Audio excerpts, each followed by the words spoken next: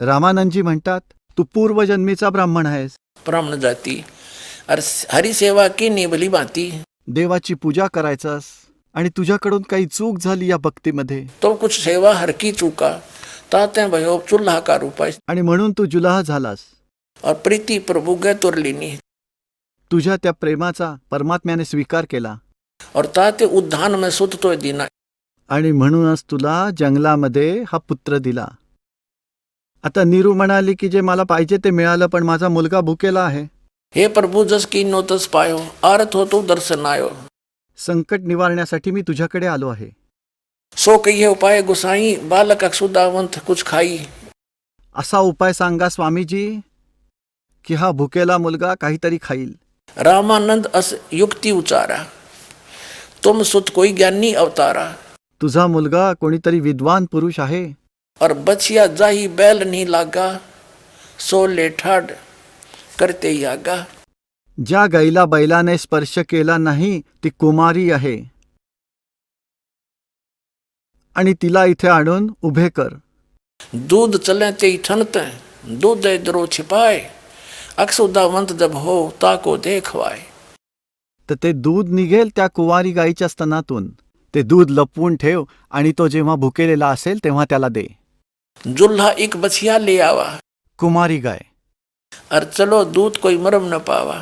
चलो दूध जुल्हा हरसाना राख छिपाए कहो नहीं जाना। दूध तब पीवत नाम कबीरा खेलत संत संग मत धीरा। आता इथे यांनी, कारण सत्य लपत नाही, यांनी विचलित होऊन सांगून टाकलं, जसं की कुणीतरी त्यांना डिवचलं आहे. त्यांनी ते दूध कुठले असे निरुण सांगितले आहे, तुम्ही बघितलेत आणि विचलित झालात. विचलित झाले कबीरपंथी. त्यांनी रामानंदांचं नाव दिले. जशीच्या तशी घटना घडली. तो दूत कोण होता मग? भगवान शिवजी गुप्त रूपाने आले होते. गरीबदासजींनी आपल्या अमृतवाणीमध्ये स्पष्ट केलं आहे. तर फक्त आपल्याला एवढंच बघायचंय की ते परमात्मा शिशुरूप धारण करून आले, कमळ फुलावर विराजमान झाले, निरुनिमा नावाचे विणकर घेऊन गेले. त्यांच्या पालनपोषणाची लीला एका कुमारी गाईकडून झाली असे आमचे वेद सांगतात. तर तो जेव्हा येतो, वरील लोकामध्ये राहतो आणि गतीने इथे येतो आणि त्याच स्वरूपात प्रकट परमात्म्याचे पालनपोषण कुमारी गाईकडून झाले. आता परत बघा ऋग्वेद मंडल नंबर 9 सूक्त क्रमांक 1 मंत्र क्रमांक 9 मध्ये. आता आपण ऋग्वेद उचलला. हे प्रकाशक आहेत सर्वदेशीय आर्य प्रतिनिधी सभा 2/5 महर्षी दयानंद भवन रामलीला मैदान नई दिल्लीमध्ये छापलंय. आणि हा त्याचा अनुवाद करता आहे सार्वदेशिक आर्य प्रतिनिधी सभा. आता बघा आपण ऋग्वेद मंडल नंबर 9 सूक्त क्रमांक 1 मंत्र क्रमांक 9 परत बघूया. मंडल 9 सूक्त 1 क्रमांक 9 हे बघा. त्या सोम स्वभावाच्या पुरुषाला, त्या परमात्म्याला जो शिशु रूपात प्रकट झाला आहे, सर्व प्रकारच्या सर्व गायी आता अहिंसनीय बिना धनाई पूर्ण रूपेन पूर्ण ऋषभ प्रकार से यानी कंवारी गायींच्याकडून तृप्त करतात. यांना गायी तृप्त करतात. त्या शिशुरूपामध्ये प्रकट झालेल्या परमात्म्याला सर्व प्रकारचे, म्हणजे पूर्णपणे कुमारी म्हणजे स्पर्शहीन अहिंसनीय गायी, सर्व प्रकारेनी न विलेली, बिना धनाई म्हणजे कधीही स्पर्श न झालेल्या कुंवारी गायींच्या मधून होते, तृप्त करतात त्या गायी त्यांना. बघा झालं हे सिद्ध. आता आपण परत येऊया ऋग्वेद मंडल नंबर 9 सूक्त नंबर 96च्या मंत्र 16 पासून 20 पर्यंत, ज्यामध्ये शिशु हा शब्द आला होता. म्हणून हे प्रकरण बघावे लागलेत की शिशु म्हणजे काय आहे.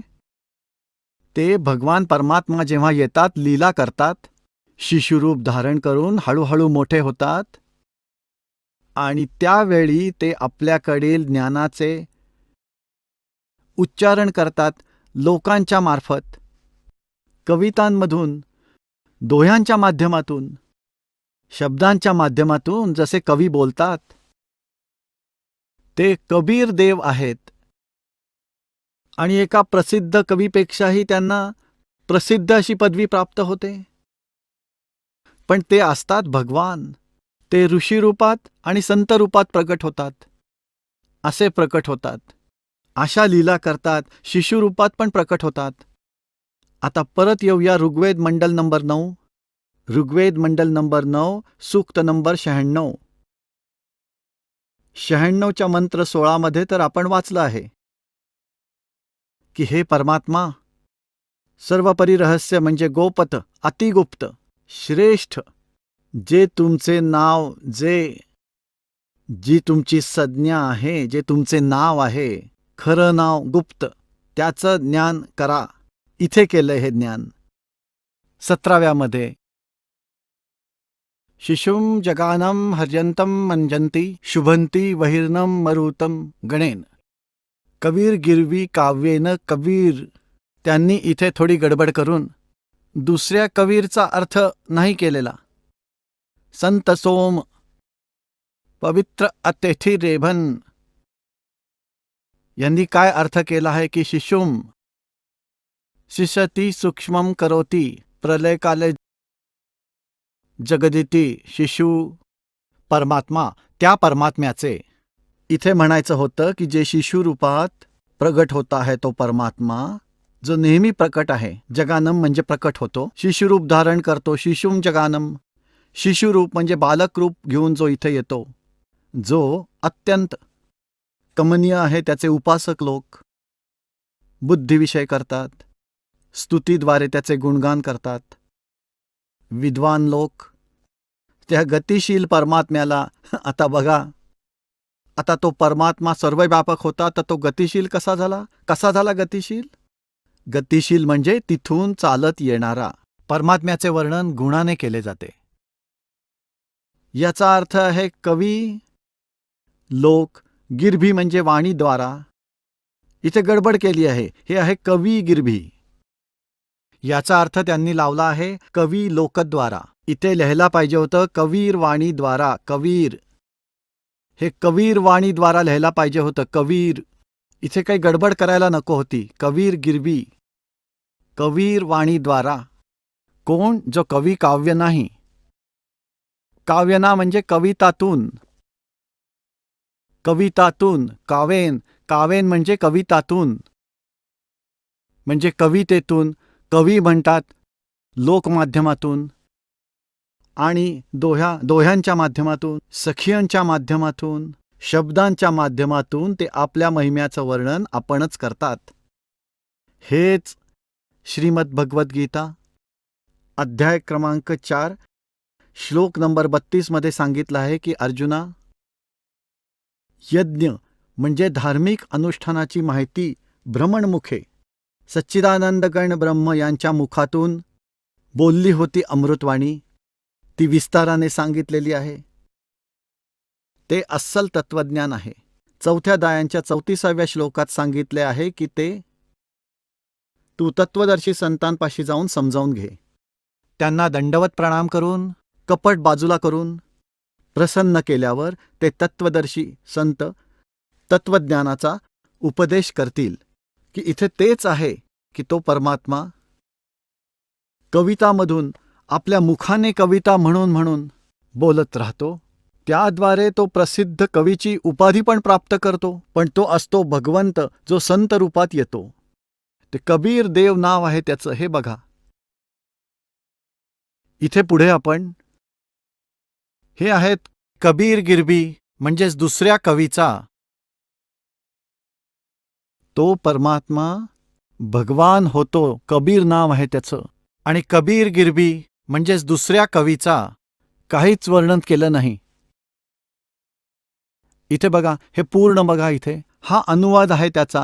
हे कंसात लिहिलेले आहे संस्कृतचे शब्द. यात बघा, शिशु जज्ञानम हर्यानम मृजंती शुभंती मरुत गणेन वहीम. कवीर, एक कवी लिहिले, एक कवी. गिरभी काव्येना कविता तसो सोम पवित्र अतिथी. म्हणजे या कबीरचे कुठेच नाव नाही. त्यामुळे हे सारेच प्रकरण बदलले. आता हा दास सांगेल त्याचा काय अर्थ आहे,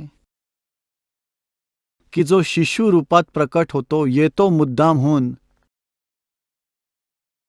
विशेष सुनियोजित योजनेप्रमाणे, तर तो परमात्मा शिशुरूपामध्ये प्रकट होतो. हळूहळू तो मोठा होत आहे. छोट्या वयामध्ये, अगदी छोट्या वयात, म्हणजे 5 वर्षाच्या असताना परमात्म्याने 104 वर्षाचे महर्षी श्री स्वामी रामानंद ब्राह्मण, जे महाविद्वान मानले जायचे, 1400 ऋषींना प्रचारक म्हणून ठेवले होते, त्यांना हैराण करून टाकलं होतं परमात्म्याने. छोट्या वयामध्ये हे ज्ञान सांगितले होते. आणि नंतर सत्खंड दाखवलं की मी इथे राहतो रामानंद, मी परमात्मा आहे. जेव्हा रामानंदजींनी वरती पण बघितले आणि खाली पण बघितले, तेव्हा रामानंदजी म्हणाले, सुनो कबीर करतार, कह रामानंद, सब रूप के तुम ही सृजनहार, दो ठोड़ है एक तू भया एक से दो, और गरीबदास कारणे आए हो मगदो. गरीबदासांनी वर्णन केलंय असं. आणि म्हणतात, मैं भगता मुक्ता भया, भरम कर्म भयो नाश, गरीबदास निज ब्रह्म तुम, मेरा हो गया दृढ़ विश्वास. तुम्हीच परमात्मा आहात आणि मी तुमचा भक्त. मी आता मुक्त झालो. आता इथे सांगितलंय त्याचंच वर्णन आहे की जो परमात्मा शिशुरूपात प्रकट होतो, तो लहानपणापासूनच मोठमोठ्या विद्वानांची तारांबळ करून टाकतो आणि तो आपल्या कवितातून कवींप्रमाणे बोलून बोलून बोलतो. अमरवाणी, उंच उंच स्वरात गरजून गरजून कुठेही उभं राहून तंबोरा घेऊन गाणं गायला लागतो. परमात्म्याचे भक्त त्याच्या चारी बाजूला फिरायला लागतात, त्यांना ज्ञान ऐकवतात, त्यांना त्यांच्या उद्धाराचा मार्ग दाखवतात. आणि महर्षी दयानंद परमात्म्याची निंदा करतात. सत्यार्थ प्रकाशमध्ये म्हणतात, कबीर तर तंबोरा घेऊन गाणं म्हणतो. शूद्र जातीचा होता, त्यासाठी पंडितांकडे गेला विद्या घेण्यासाठी, पण कोणी शिकवलं नाही. मग आपलं कुठल्या तरी भाषेत गाणं गायला लागला आणि मागे त्यांच्या भक्तांनी जी भजनं होती ती लिहून घेतली आणि नीच जाती विणकरांना तो तिथे राहतो. काही मूर्ख लोक त्यांच्या जाळ्यात फसले आणि ते म्हणू लागले, तुमचा परमात्मा असंच करतो, तंबोरा घेऊन गातो, कवींसारखं आचरण करतो. आता दाखवूया वेदामध्ये. तर तो परमात्मा असतो, तो कबीर संत सोम, ज्याला तुम्ही इथे कबीर देव म्हणता. कबीर पण लिहू नका. हे व्याकरणवाले असं माना की त्या परमात्म्याचं नाव कवी आहे. यांच्या हिशोबी कवी, या कवीचा अर्थ यजुर्वेदाप्रमाणे हे यजुर्वेदामध्ये लिहितात तसे कबीर देव लिहा तुम्ही. आम्ही सांगून टाकू की कबीर देव आहेत ते, कारण आम्ही वला ब म्हणतो. कबीर देव म्हणजे भगवान.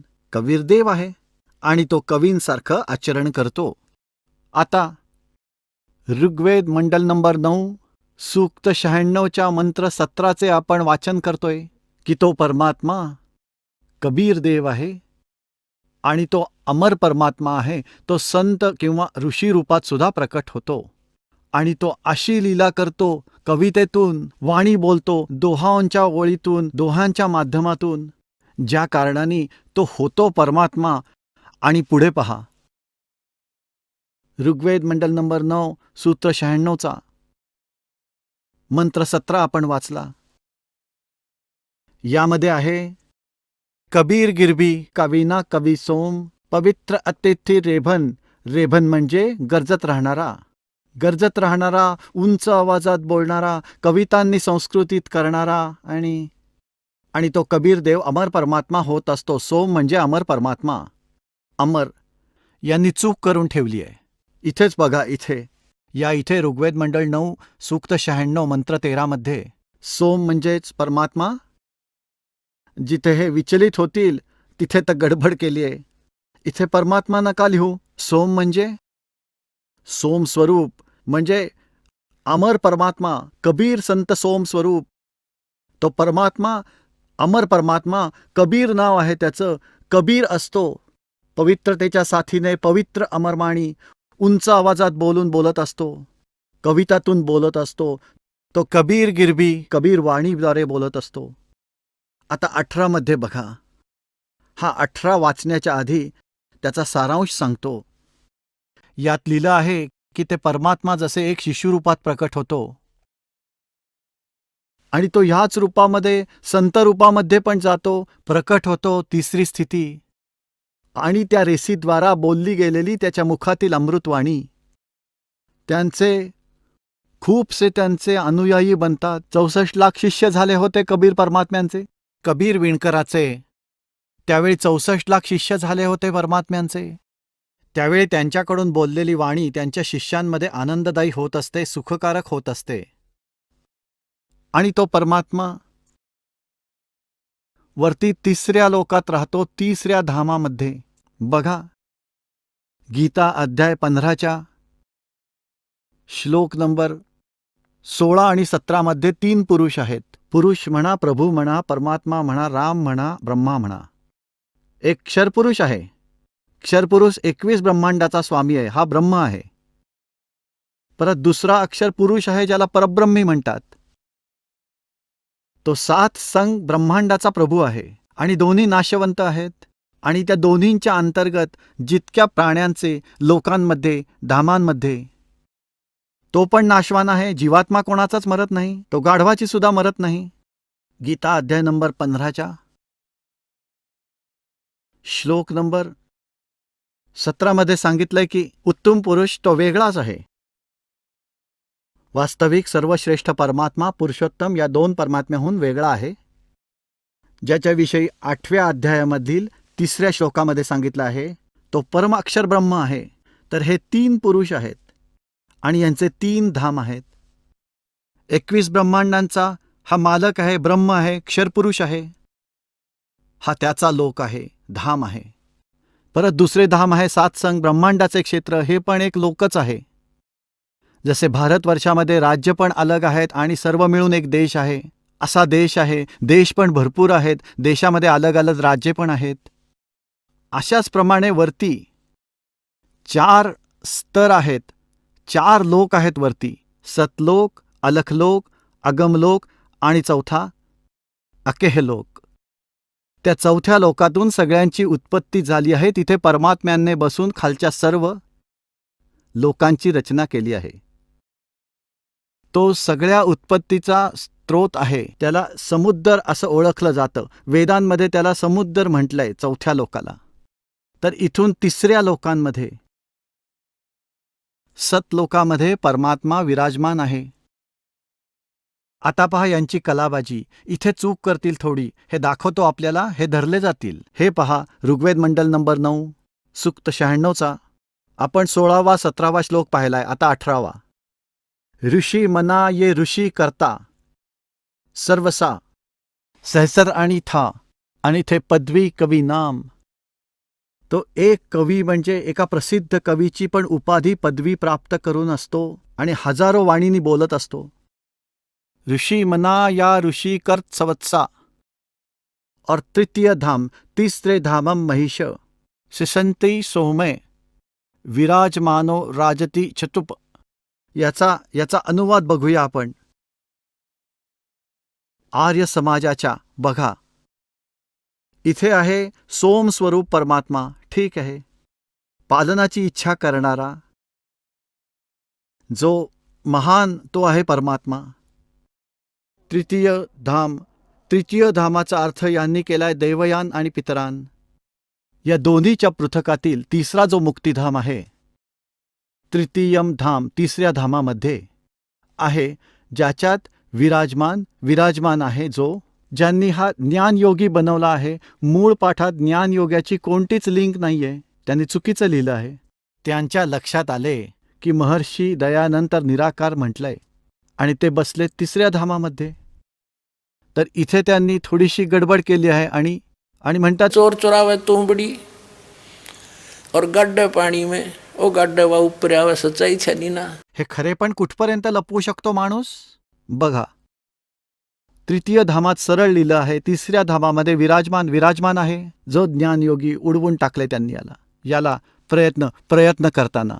आता हे काय करतात, कविनाम पदवी याचा अर्थ हा आहे की तो एक प्रसिद्ध कवीची पदवी प्राप्त करतो, स्थान नाही. पदवी स्पष्ट लिहिलं आहे. तो कवी बनवला जातो. ऋषीकृत ज्ञानाचा प्रदाता.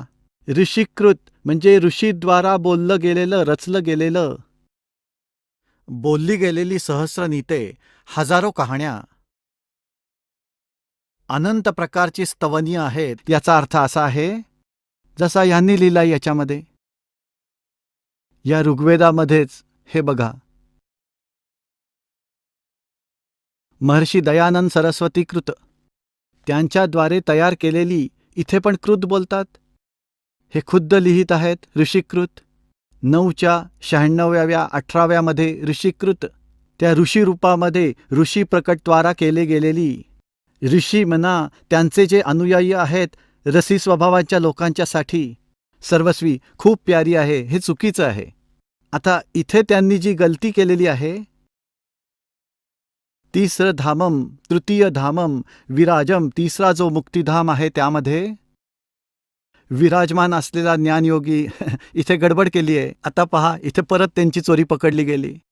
इथे बघा, आता ऋग्वेद मंडल नंबर 9 सूक्त 86च्या आणि मंत्र नंबर 27 मध्ये स्पष्ट लिहिलं आहे की जो परमात्मा द्यूलोकांच्या 3ऱ्या पृष्ठावर विराजमान आहे, तिथे बसला आहे. ठीक आहे, इथे विसरून गेले ते ज्ञानयोगी. इथेच झाली खरी गडबड.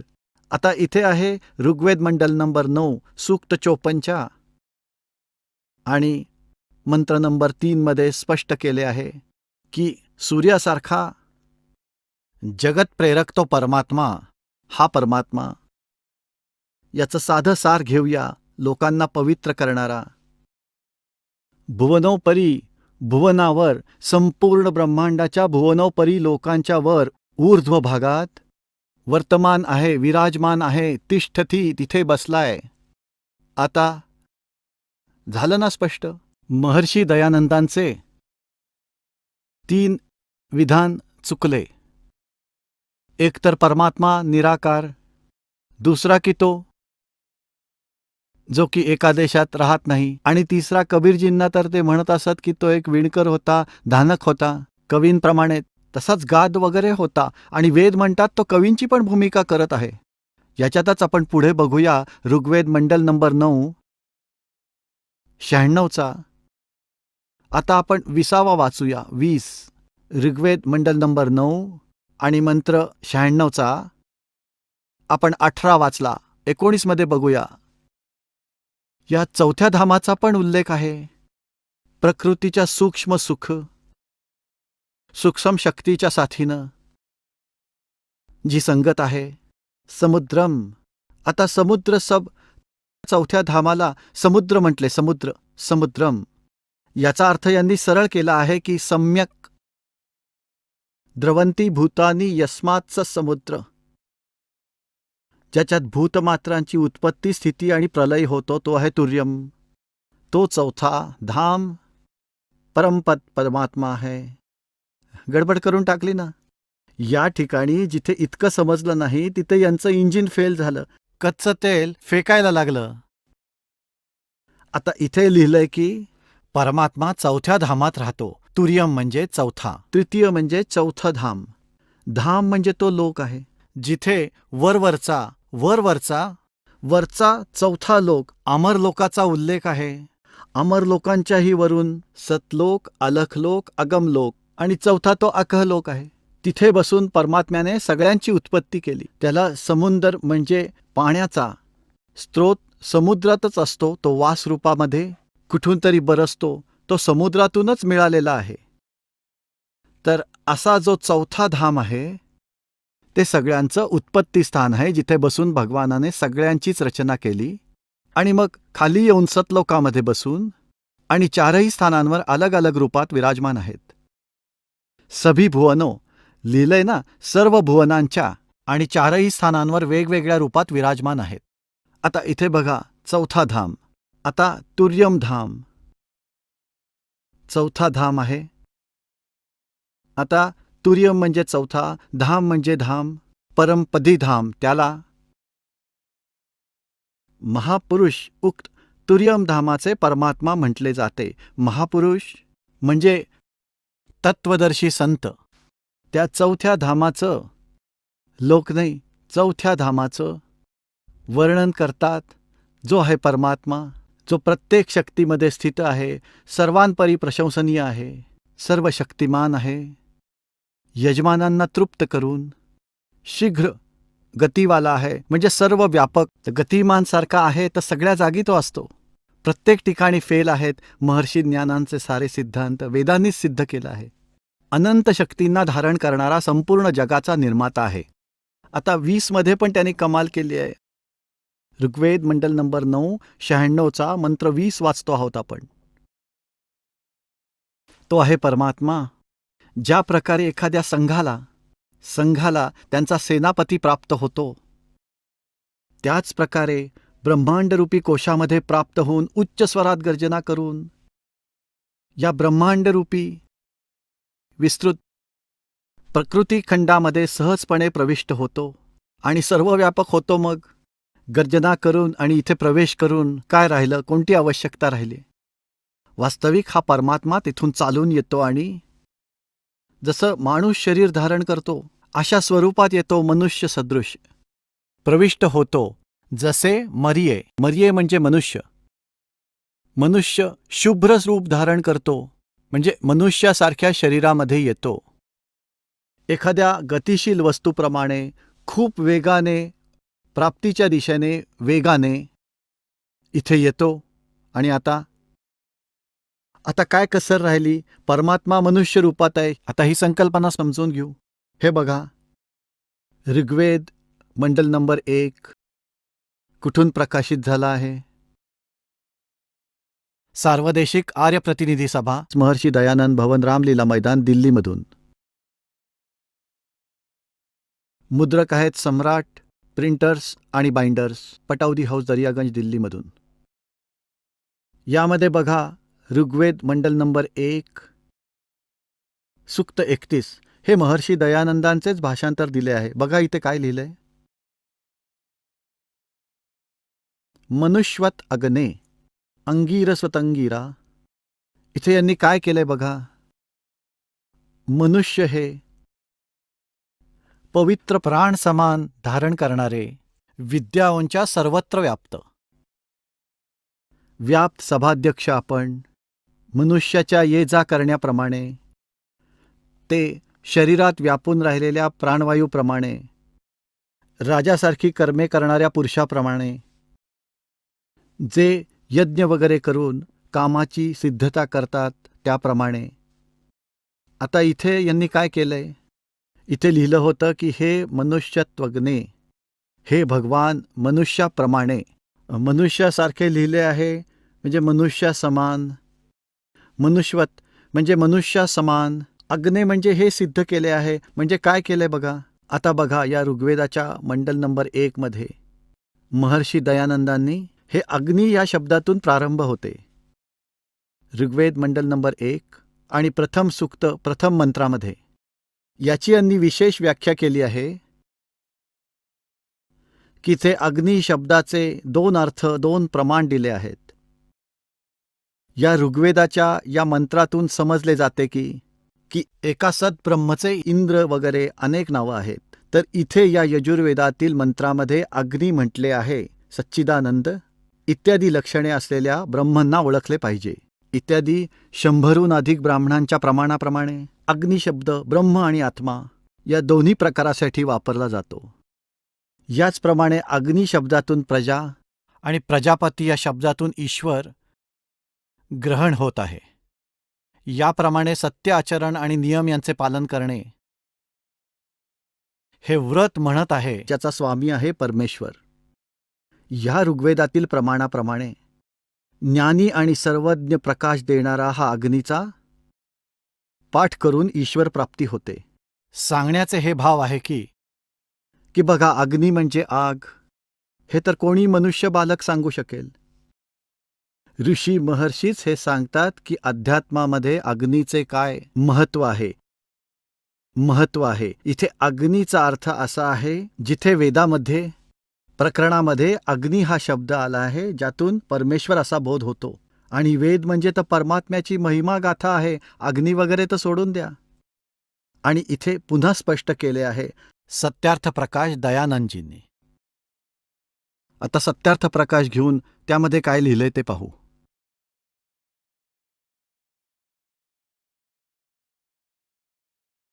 हे प्रकाशक आहेत आणि हे त्याचे मुद्रक आहेत. इथे आचार्य प्रिंटिंग प्रेस, दयानंद मठ, गोहाना मार्ग इथून हे छापलंय. ठीक आहे. याच्या पहिल्या मंडळात काय लिहिलंय पाहूया. आता जिथून सत्यार्थ प्रकाश सुरू होतो त्याच्यात परमेश्वराच्या नामाची महिमा सांगितली आहे विस्ताराने. ओम हा ओंकार शब्द आहे, जे परमेश्वराचे सर्वोत्तम नाव आहे. ज्याप्रमाणे आकारातून ए उ मै 3 अक्षरांनी मिळून एक ओम तयार झालेला आहे, अशा प्रकारे परमेश्वराची अनेक नावं आहेत. जसं की आकारातून विराट अग्नी आणि विश्व म्हणजेच अग्नी पण भगवंताचेच एक नाव आहे. ठीक आहे. आता आपण येऊया इथे 15 जिथे स्वयंप्रकाशित असलेल्या भगवंताला अग्नी म्हटले आहे. ठीक आहे. आता पुढे दाखवतो. आता 16व्या पानावर बघा. 16वर सत्यार्थ प्रकाशाच्या प्रथम संदर्भात 16व्या पानावर काय म्हणतात स्वामीजी. ओम आणि अग्नी या नामामधून मुख्य परमेश्वर असाच अर्थग्रहण होतो. ठीक झालं. मुख्य करून परमात्म्याचंच अर्थग्रहण होते. इथे बघा 17वर.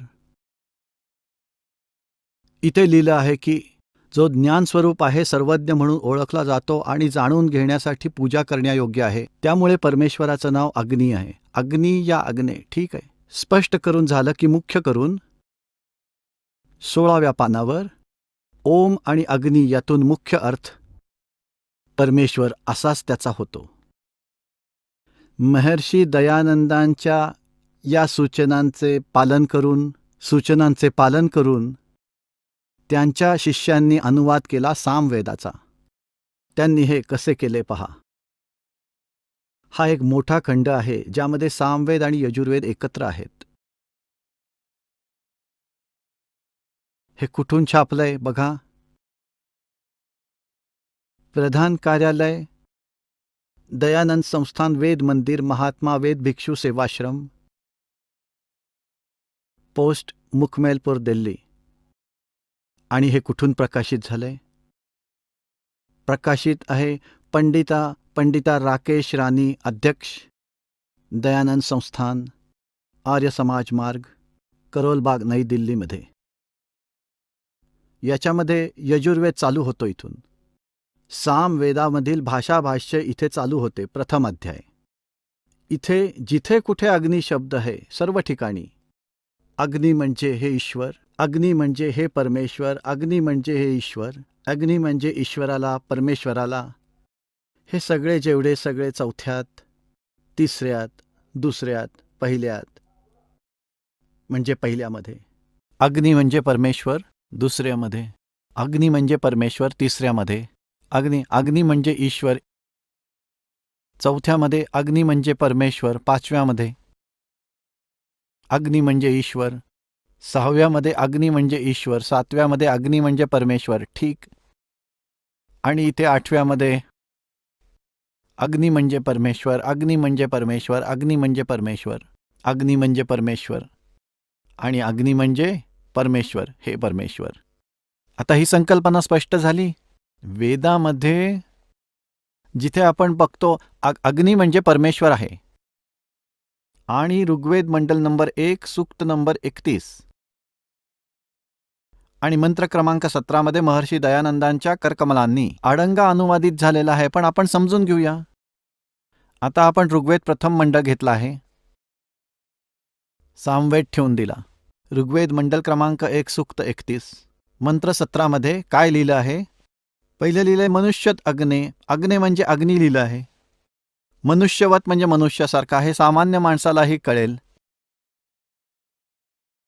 मनुष्यवत अग्ने म्हणजे हे परमात्मा, तुम्ही मनुष्यासारखे आहात. ठीक आहे. आता अजून दाखवतो.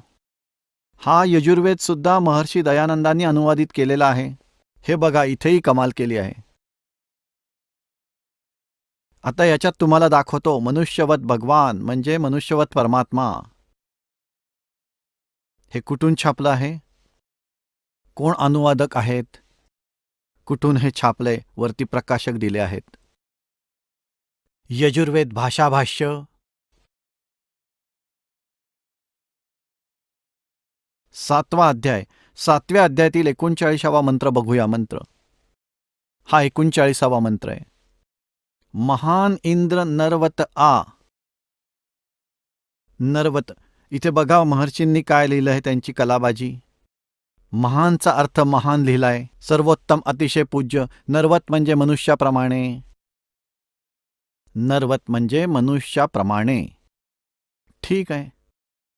आता हे चांगले प्रकार, सर्व मनुष्यांना सुखी करणारे व्यवहार. व्यवहार आणि परमार्थाचे ज्ञान 2 प्रकारे वाढवणारे असे एकूण सर्वज्ञ. आम्हा सर्व प्राण्यांना सर्वज्ञ म्हणून जाणणारे. अतुल, पराक्रमी, पुष्कळ, चांगली कामं करणाऱ्यांना. जीवांनी चांगली कामं करणाऱ्यांच्या बरोबर ग्रहण केलेले इंद्रासारखे अतिशय उत्कृष्ट ऐश्वर्य असलेले तुम्ही आहात.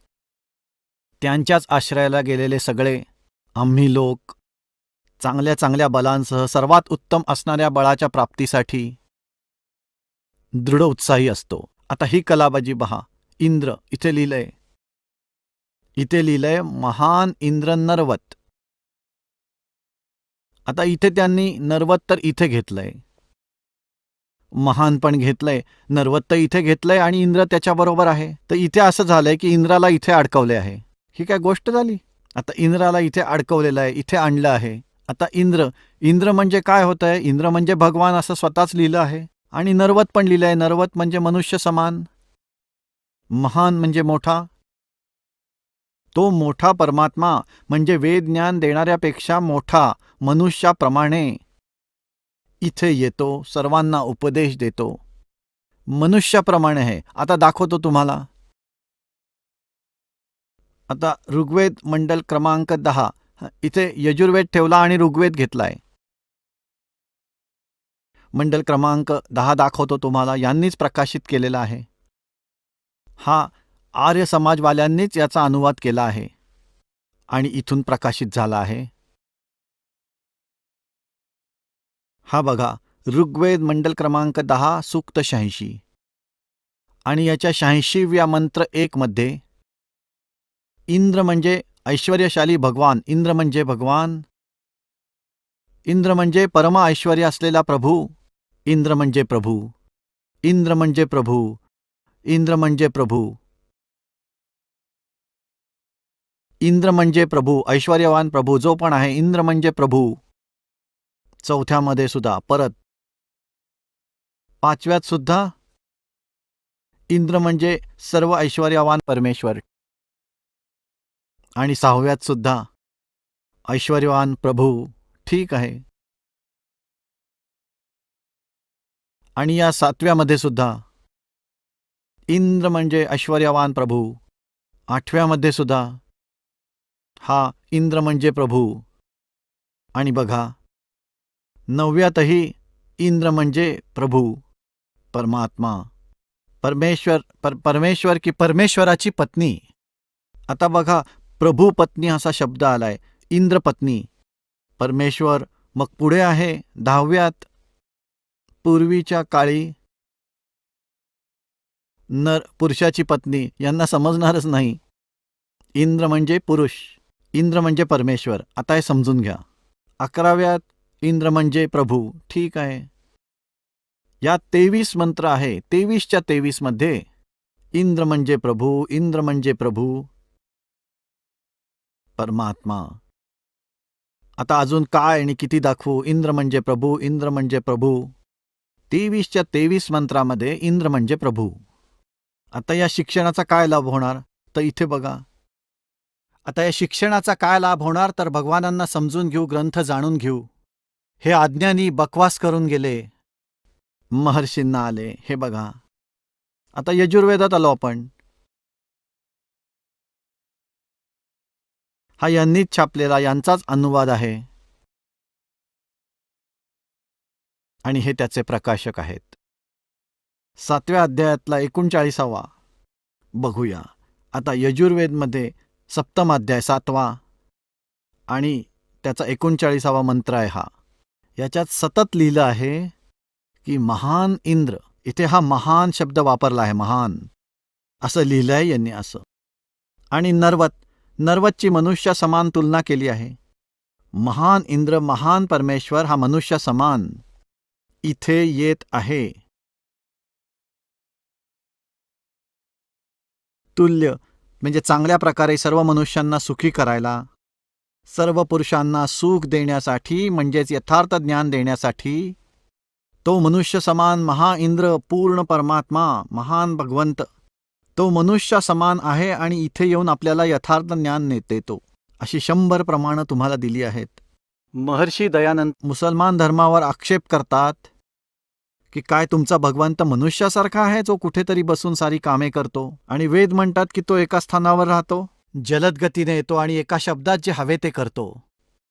आता हा परमात्मा कशी लीला करतो तुम्हाला दाखवतो. ऋग्वेद मंडल नंबर 9 सूक्त 94 मधील मंत्र क्रमांक 1 मध्ये, ऋग्वेद मंडल नंबर 9 सूक्त 95 मधील मंत्र क्रमांक 2 मध्ये बघा. पुन्हा ऋग्वेद दाखवतो तुम्हाला.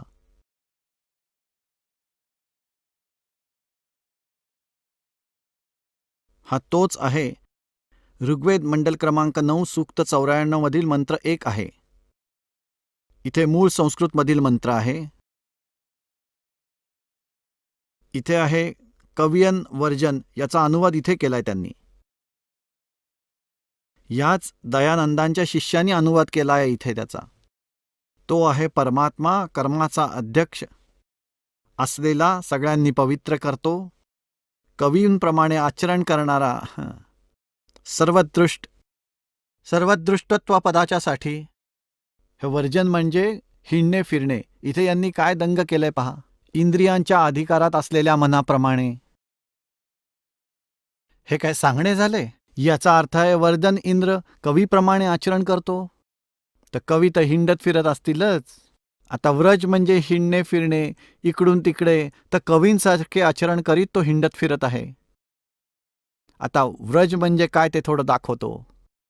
आता हे दयानंदांचे शिष्य म्हणतात की रामपालना संस्कृत येत नाही, पण रामपालना सर्व काही येत आहे. परमात्मा भेटले, त्यांनी बुद्धी दिली, तुमच्या धोतारासारखी धुवून दिली दयानंद आणि तुम्हा विद्वानांची. ज्याच्याजवळ अध्यात्मज्ञान असते ना, त्याला कोणत्याही भाषेचे बंधन नाही. त्याच्यावर परमात्म्याची कृपा असते आणि परमात्मा सर्व भाषांचा ज्ञाता असतो आणि तो त्याच्या दासांना सुद्धा त्याचा ज्ञाता बनवतो. या दासावर, रामपाल दासावर परमात्म्याची विशेष कृपा आहे. कृपेने भरलेला पंजा आहे. व्रज म्हणजे काय आहे बघा. शब्दकोश हा आहे संस्कृत हिंदी शब्दकोश. वामन शिवराम आपटे यांनी संग्रहित केला आहे. Motilal Banarsidas publishers private limited Delhi इथून प्रकाशित झालाय. बघा, याच्या पान 993 वर व्रज हा व्रज शब्द आहे. व्रज म्हणजे जाणे, चालणे, प्रगती करणे, दूर जाणे. इथे बघा वर्जम, हिंडणे फिरणे, वर्जनम, हिंडणे फिरणे, यात्रा करणे, हिंडणे फिरणे आणि जाणे, चालणे. आता याचा अर्थ असा आहे. ऋग्वेद मंडल क्रमांक 9 सूक्त 94 मंत्र 1 मध्ये हे स्पष्ट झाले. परत एकदा बघूया की तो परमात्मा कवीप्रमाणे आचरण करत हिंडत फिरत आहे. ऋग्वेद मंडल नंबर 9 सूक्त क्रमांक 96 मधील मंत्र क्रमांक 16 पासून 20 पर्यंत स्पष्ट केले आहे की त्या परमात्म्याचे नाव कबीर देव आहे. कबीरवाणीच्या माध्यमातून तो, आपल्या लोकउक्त्यांच्या माध्यमातून तो, कवितांमधून आपल्या तत्वज्ञानाचा प्रचार करतो आणि तो ऋषी रूपात प्रकट झालेल्या परमात्म्याच्या द्वारे बोललेली ती वाणी सहस्रनीता आहे. असंख्य असंख्य गणांना वाणी हजारोमध्ये आहे. त्यांच्या भक्तांसाठी अमृतवाणी आहे.